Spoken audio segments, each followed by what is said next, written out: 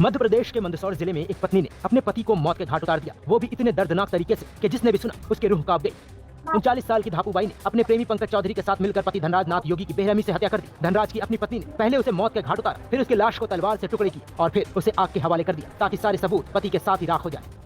दरअसल 10 अप्रैल 2026 को आरोपी पंकज ने धनराज को बाइक पर बिठाकर गांव से बाहर एक सुनसान खेत की ओर ले गया, जहां धापूबाई भी साथ थी। वहां दोनों ने मिलकर धनराज का गला दबाकर उसकी हत्या कर दी। हत्या के बाद सबूत मिटाने के लिए आरोपियों ने शव के टुकड़े टुकड़े किए। इसके बाद उसका डीजल और पेट्रोल डालकर जलाया और फिर अस्थियों और राख को खेत में गड्ढा खोदकर दफना दिया। जरा सोचिए, एक पत्नी जिसने जिंदगी भर अपने पति का साथ निभाने की कसमें खाई थी, उसी पत्नी को शादी के 15 साल बाद किसी और से प्यार हो जाता है और फिर वो अपने 4 दिन के प्रेमी के साथ मिलकर पहले पति को मारती, फिर टुकड़ों में काटती है और फिर उसे आग के हवाले कर देती। उसका मन इतने से भी नहीं भरता तो वह बचे कुचे लाश के लिए कब्र खोदने लगती है और फिर पति के टुकड़ों के साथ तमाम सबूतों को कब्र में दफना देती है। इतनी नफरत, इतना गुस्सा क्यों और कैसे, ये सोचने वाली बात है। घटना की जानकारी मिलने के बाद पुलिस ने जेसीबी की मदद से उस जगह से अस्थियां बरामद कर ली है, जो इस भयानक वारदात की सच्चाई साबित करती है।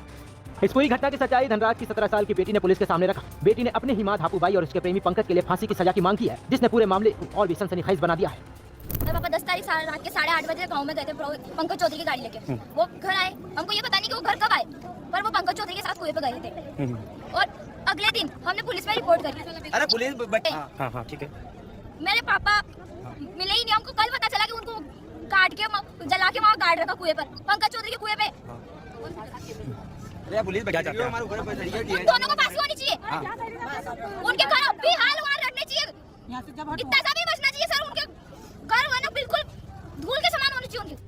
वहीं परिजनों का कहना है कि कई दिन तक धनराज के गायब रहने के बाद उन्होंने गुमशुदगी की रिपोर्ट दर्ज कराने के लिए धापूबाई को थाने भेजा, लेकिन कई घंटों तक वो नहीं आई, जिसके बाद परिवार वालों का शक हुआ और फिर पुलिस जांच में धनराज के मोबाइल के लोकेशन और अन्य सुरागों के आधार पर पहले पंकज और फिर धापूबाई को गिरफ्तार कर लिया गया।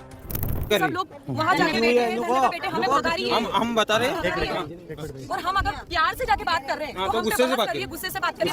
सर इंसानों को क्या चाहिए? हम आरोपियों के पूरे परिवार वाले हैं, हमें सेटिस्फेक्शन चाहिए कि भाई हमें सेटिस्फेक्शन दे दो कि हाँ सब कुछ सही है, हम कर रहे हैं, पर हमें सेटिस्फेक्शन मिल ही नहीं रहा है ना। अभी तक तुमने अपराधी को पकड़ा, माल पानी भी निकल रहा, सब सर खा रहे हैं, कर रहे हैं, ये कर रहे गलत है सर। अब ये क्या मीडिया पे हम बोलेंगे तो फिर ये लोग हमारे ऊपर आ जाएंगे कि तुमने ऐसा बोल दिया है।